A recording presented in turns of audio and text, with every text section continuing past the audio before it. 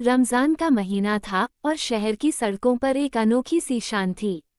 लोग अपने घरों में इबादत में मशगूल थे और बाजारों में एक अलग ही रौनक थी। इसी शहर में एक छोटी सी बस्ती में एक बूढ़ा बाप रहता था, जिसका नाम अब्दुल्ला था।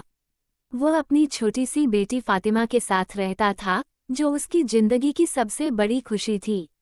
अब्दुल्ला एक गरीब मजदूर था, जो दिन भर काम करके अपने परिवार का पेट पालता था।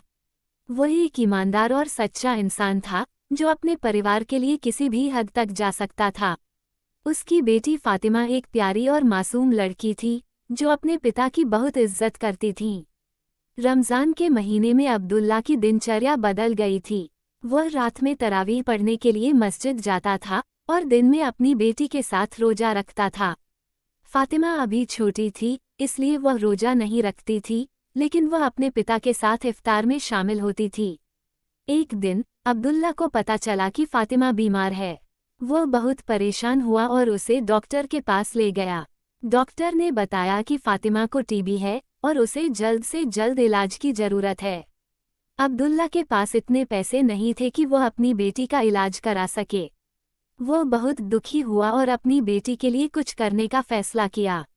वह अपने दोस्तों के पास गया और उनसे पैसे मांगने की कोशिश की, लेकिन कोई भी उसकी मदद करने को तैयार नहीं था।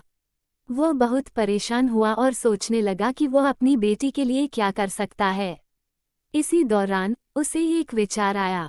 वह अपनी बेटी को लेकर एक बड़े अस्पताल में गया, जहां उसने अपनी बेटी का इलाज कराने का फैसला किया।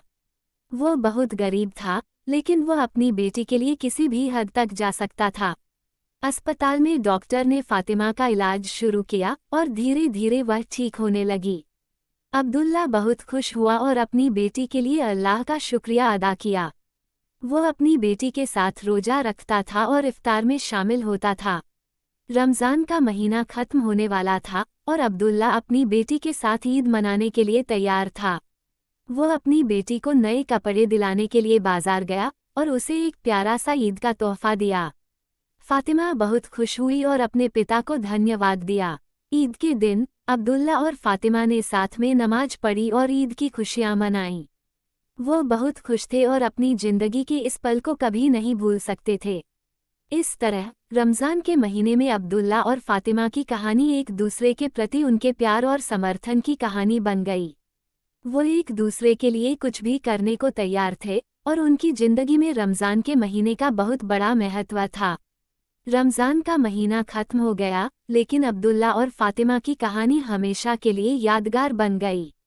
वो एक दूसरे के साथ खुश थे और उनकी जिंदगी में प्यार और समर्थन की कमी नहीं थी। आपको हमारी कहानी पसंद आई है तो लाइक, शेयर और सब्सक्राइब करें और कमेंट करके बताएं आपको हमारी कहानी कैसी लगी।